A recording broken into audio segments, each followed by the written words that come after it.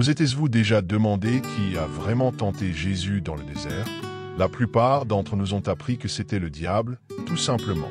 Mais si je vous disais que cette histoire cache bien plus que ce que l'on imagine? Et si le tentateur était en réalité Lucifer, l'ange déchu, brillant, séducteur et stratège, qui connaît les Écritures mieux que bien des prédicateurs? Cette vidéo va au-delà des apparences. Ensemble, nous allons plonger dans un récit intense, chargé de symbolisme spirituel, de conflits invisibles et de révélations capables de transformer votre vision des épreuves, de la foi et de votre identité spirituelle. Si vous avez déjà traversé un désert, qu'il soit physique ou émotionnel, vous vous reconnaîtrez dans chaque détail. Et surtout, vous comprendrez que ces tentations ne sont pas restées dans le passé, elles se réinventent, déguisées, frappant à notre porte tous les jours. Préparez-vous à voir le désert sous un nouveau jour. Non comme une punition, mais comme un champ de bataille où l'âme est mise à l'épreuve et où la vérité se révèle. On y va. Beaucoup ont grandi en entendant que le diable avait tenté Jésus dans le désert. Mais cette explication ne serait-elle pas un peu trop simpliste? Le texte biblique parle d'un tentateur, sans révéler aussitôt son identité. De nombreux théologiens pensent qu'il ne s'agissait pas d'un simple esprit du mal générique, mais bien de Lucifer, l'ange déchu, doté d'une intelligence aiguë, d'une beauté originelle et d'un ego blessé après avoir été chassé de la présence de Dieu. Lucifer n'est pas n'importe quelle entité spirituelle. Il connaît la gloire céleste, il connaît la parole de Dieu, et il connaît l'être humain, ses failles, ses désirs, ses vulnérabilités. Cela fait de lui un stratège redoutable, capable de manipuler les Écritures pour troubler même les plus préparés. Il est logique qu'il n'apparaisse pas à Jésus sous forme d'un monstre hideux, mais comme un être rusé, éloquent, prêt à manipuler pour vaincre. Cette théorie gagne en force si l'on compare cette scène à celle du Jardin d'Éden. Là aussi, il est apparu avec un langage séduisant, déformant les paroles de Dieu. Le premier Adam a chuté, mais le second, Jésus, a triomphé par la foi. Mais avant de vaincre, Jésus a dû traverser le feu de l'épreuve. Et tout a commencé là, dans le désert. Le désert de Judée n'était pas qu'un lieu géographique. Il portait un poids symbolique immense: isolement, silence, sécheresse, tout ce qui ébranle l'âme en transformation. Avant de commencer son ministère, Jésus y a été conduit par le Saint-Esprit. Non pas pour se perdre, mais pour se trouver, ou plutôt, pour révéler sa véritable identité spirituelle face aux ténèbres. Ce jeûne de 40 jours n'était pas un hasard. Il faisait écho à la marche d'Israël pendant 40 ans dans le désert, mais aussi à Moïse, montant sur la montagne pour recevoir la loi.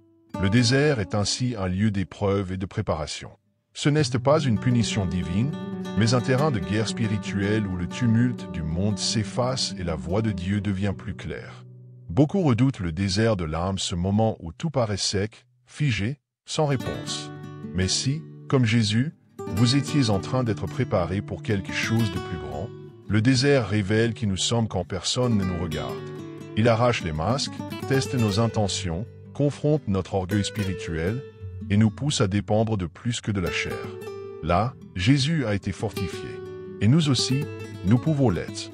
Le tentateur n'est pas arrivé au premier jour. Il a attendu 40 jours. Il a attendu que Jésus ait faim, soit fatigué, affaibli physiquement. Cela en dit long, la tentation ne surgit pas au sommet de la force, mais dans les brèches de la faiblesse. Elle s'insinue dans le silence, entre les lignes de notre routine spirituelle, quand la vigilance baisse et que la foi chancelle. Ce comportement révèle que Lucifer n'est pas simplement malveillant, il est patient. Il n'attaque pas n'importe quand, il observe, étudie, calcule. Il joue avec les émotions, la chair, l'orgueil spirituel. Et quand il frappe, ce n'est pas avec des cris ou des visions effrayantes, ce sont des mots doux, des propositions séduisantes et même des versets bibliques détournés. Son intention, jamais évidente, toujours subtile. Jésus, quant à lui, nous montre comment résister à ces pièges par la fermeté, la vigilance spirituelle et la vérité. À chaque attaque, il répond par la parole de Dieu, fermant toute porte à la manipulation. Le tentateur peut attendre, mais celui qui nourrit son esprit ne sera pas pris au dépourvu. Et vous, êtes-vous prêt pour le moment où il décidera d'agir? Lucifer n'a pas perdu son intelligence en chutant. Au contraire, il l'utilise avec encore plus de ruse. Le même esprit qui servait au ciel est maintenant dédié à tromper, corrompre, déformer. C'est pourquoi la tentation dans le désert n'a rien d'un film d'horreur, mais tout d'un duel spirituel et intellectuel. Il a tenté de confondre Jésus avec les Écritures, comme il l'avait fait avec Ève. C'est troublant de penser que l'ennemi connaît la parole de Dieu mieux que beaucoup de croyants. Il n'a pas besoin de mensonges criants, il lui suffit de tordre une vérité, d'en détourner le sens. C'est sa spécialité manipuler les promesses divines pour susciter l'ambition, l'orgueil, la vanité spirituelle. Et quand il repère quelqu'un qui ignore son identité spirituelle, il attaque de plein fouet. Dans le désert, Jésus a montré que la sagesse céleste l'emporte toujours sur la ruse maléfique. Il n'a pas réagi avec arrogance, ni répondu aux provocations. Il a répondu avec la vérité, avec foi et maîtrise de la parole. Cela nous enseigne connaître la Bible, ce n'est pas juste lire, c'est discerner. Car parfois, ce qui brille n'est qu'une ombre bien déguisée. Et si Jésus lui-même a été confronté ainsi, qui sommes-nous pour baisser la garde? La première attaque du tentateur visait à un point sensible, la faim. Après 40 jours de jeûne, Jésus était vulnérable.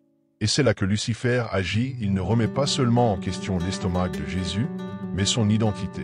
Si tu es fils de Dieu, une provocation dangereuse comme pour dire prouve-le. Utilise ton pouvoir pour ton propre intérêt.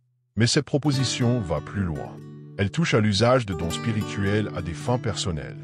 Cela semble anodin, mais cela brise le principe de dépendance totale envers Dieu. Jésus répond: l'homme ne vivra pas seulement de pain, mais de toute parole qui sort de la bouche de Dieu.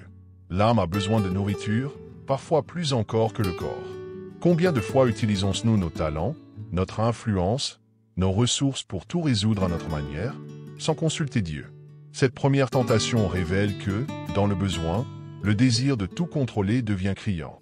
Mais Jésus enseigne que la vraie foi, c'est de dépendre de Dieu même quand les pierres nous semblent plus appétissantes que jamais. Puis, le tentateur abat sa plus grande carte, il offre à Jésus tous les royaumes du monde, la gloire, la richesse, le pouvoir en échange de son adoration. Une offre irrésistible pour qui cherche l'influence. Mais Jésus n'était pas là pour établir un règne terrestre. Il était venu instaurer un royaume éternel. Il répond avec autorité: tu adoreras le Seigneur ton Dieu, et tu le serviras lui seul. Cette tentation n'est pas seulement politique. Elle vise l'ambition déguisée en mission. Le diable propose des raccourcis séduisants, des promesses de succès rapide, tant que l'on sacrifie un peu de notre intégrité ou de notre foi. Le désir de réussir devient piège, surtout quand il chabille de bonnes intentions. Mais à quel prix? L'adoration de ce qui n'est pas Dieu. Jésus démontre que toute gloire n'est pas divine. Certaines portes ouvertes sont des pièges béants. Et quand l'ego a faim, l'offre de Lucifer peut ressembler à une réponse à nos prières. D'où l'importance de la vigilance spirituelle. Quand la renommée, le statut ou le prestige viennent à nous, reconnaissez-vous vraiment qui vous les propose? Et surtout, cela en vaut-il la peine? Lors de la dernière tentative, le tentateur change de tactique. Il conduit Jésus au sommet du temple et le provoque: si tu es fils de Dieu, jette-toi en bas. Et cite même le psaume 91. Là, Lucifer dévoile toute sa finesse, utilisée et l'écriture pour manipuler. C'est subtil, précis, peut-être la plus dangereuse des trois tentations. Cette fois, il joue sur la vanité spirituelle, prouve que Dieu prend soin de toi. Fais quelque chose d'extraordinaire. Sois vu. Le besoin de reconnaissance, le désir de paraître spirituel souvent cache un vide profond. Et là, la foi devient spectacle au lieu d'être soumission. Jésus répond avec sagesse: tu ne tenteras pas le Seigneur ton Dieu. Cette scène est un avertissement. Connaître des versets ne suffit pas à éviter l'erreur, il faut discerner l'esprit derrière l'interprétation. Toute parole douce ne vient pas de Dieu. Et tout miracle n'est pas preuve de foi. Parfois, la véritable obéissance consiste à dire non à ce qui nous exalte, mais ne glorifie pas Dieu. Le temple et omet la chute de l'orgueil l'est plus encore. Ce qui frappe dans cette confrontation entre Jésus et Lucifer, c'est que Jésus ne répond ni par des miracles, ni par des manifestations divines. Il triomphe par la parole, la conviction et la fermeté spirituelle. À chaque tentation, sa réponse est claire, il est écrit. Le véritable pouvoir n'est pas dans les gestes spectaculaires, mais dans la vérité enracinée en nous. Jésus nous montre que la foi n'est pas une émotion, mais une conviction. Dans les ténèbres, quand le corps crie et que l'âme doute, c'est la parole qui éclaire. Et pas une lecture superficielle, mais une parole vécue, connue, enracinée. Il ne suffit pas de mémoriser des versets, il faut nourrir l'âme quotidiennement, comme avec du pain frais. Cela révèle une clé de résistance, la préparation. Jésus n'a pas appris les Écritures dans le désert. Il les portait déjà en lui. Il en est de même pour nous. La tentation ne prévient pas. Et quand elle arrive, il est trop tard pour courir chercher sa Bible. La réponse doit être déjà vivante en nous. Et vous, quelle est votre réserve spirituelle aujourd'hui?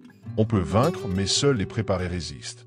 Les stratégies de Lucifer dans l'Éden et dans le désert sont toujours en action aujourd'hui, elles ont seulement changé d'apparence. Les désirs de la chair, les regards avides de plus, l'orgueil spirituel, tout cela continue d'abattre les plus forts. Le décor change, mais le scénario reste, proposer des raccourcis, défier la foi et semer le doute sur notre identité divine. Aujourd'hui, le pain n'est peut-être pas matériel, mais une carence affective qui pousse à chercher du réconfort dans les dépendances. Les royaumes, les réseaux sociaux, la célébrité instantanée, les applaudissements virtuels. Et le temple, ce besoin de paraître super spirituel pour être admiré. Ce sont les nouvelles versions d'une même tentation, sacrifier l'essence pour l'apparence. Mais la bonne nouvelle, c'est que nous pouvons aussi résister comme Jésus. Comment? En fortifiant notre foi chaque jour, en surveillant ce que l'on nourrit dans notre cure et en cultivant une vraie intimité avec le Saint-Esprit. Il ne nous a pas laissés seuls dans le désert de la vie. Si Jésus a vaincu, ce n'est pas pour se vanter, mais pour nous montrer le chemin. Et oui, c'est possible de vaincre. Mais on ne vend pas ce qu'on ne reconnaît pas. On associe souvent le désert à la souffrance, à l'abandon, à la douleur. Mais s'il était, en réalité, un lieu de formation, Jésus n'est pas allé dans le désert par hasard, il y a été conduit par l'Esprit. Ce qui semblait une terre de manque était en fait la scène où son identité allait s'affirmer et sa mission commencer. Le désert n'était pas une punition, mais une formation. Ce schéma se répète dans toute la Bible. Moïse y passe avant de libérer Israël. Élie s'y réfugie pour entendre Dieu. Le peuple hébreu y est façonné pendant 40 ans. Et Jésus, le Fils de Dieu lui-même, a affronté ce silence, cette sécheresse, cet inconfort. Pourquoi? Parce que c'est dans le vide que l'on apprend à dépendre de l'essentiel. Et l'essentiel, c'est Dieu. Peut-être êtes-vous en plein désert émotionnel, financier, spirituel. Si c'est le cas, respirez. Vous n'êtes pas hors du plan de Dieu, vous êtes peut-être en plein dedans. Le désert révèle, façonne, transforme. Et celui qui le traverse avec foi en sort avec autorité.